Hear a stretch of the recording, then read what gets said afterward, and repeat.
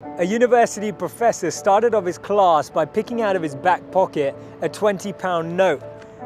And in this lecture hall of about 200 people, he asked, how many of you would like this note? Naturally, all 200 hands went up. He said, interesting. He then said, before I let you have it, let me ask you this question. He took the note and folded it in half twice.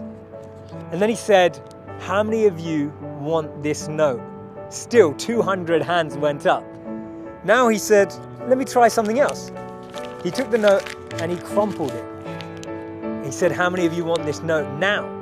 Still, 200 hands went up. Finally, he chucked the note on the floor. He screwed it with his shoe and crumpled it even more, picked it back up, now with dirt, and said, how many of you want this note? All 200 hands were still up. He said, today you've learnt an important lesson.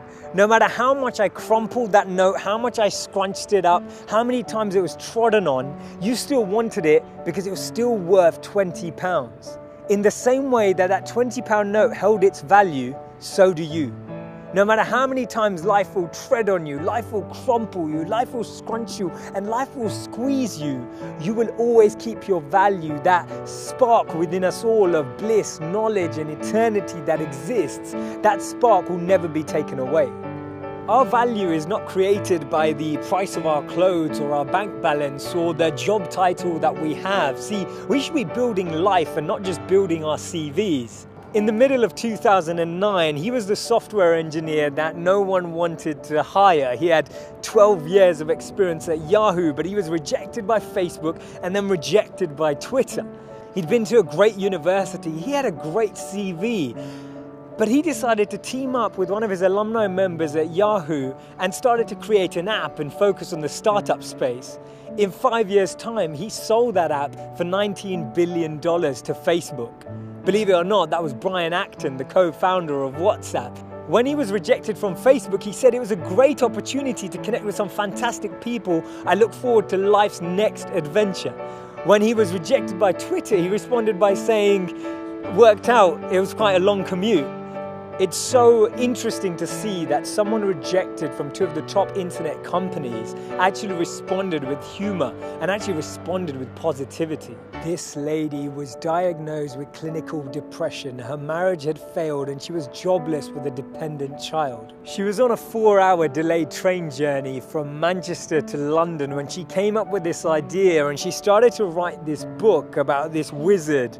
And as she started writing, she then finished her manuscript, took it to 12 publishers and was rejected by all 12.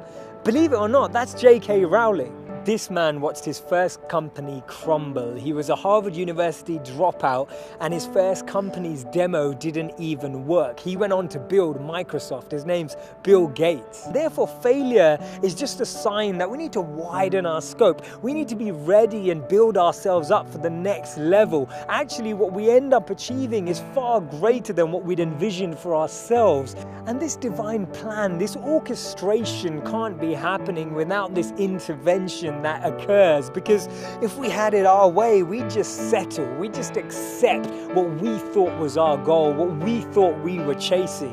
But actually, I've noticed that when you don't get that, later down the line, you look back and you reflect and realize that what you've gained is so much greater. Failures are only failures when we don't learn from them, because when we learn from them, they become lessons, and we actually extrapolate all of these teachings and actually get more insight into how we can improve the way we work and how we can actually drive with a different energy. The challenge we have is that we only talk about people's failures when they succeed, and that's why they become this taboo, or we feel like their failures never happened. We need to share these stories earlier. We need to bring out these stories and experiences on the journey so that people who are on the journey can actually follow in those footsteps. And that's why Steve Jobs said you can't connect the dots moving forward. You only can when you're looking backwards.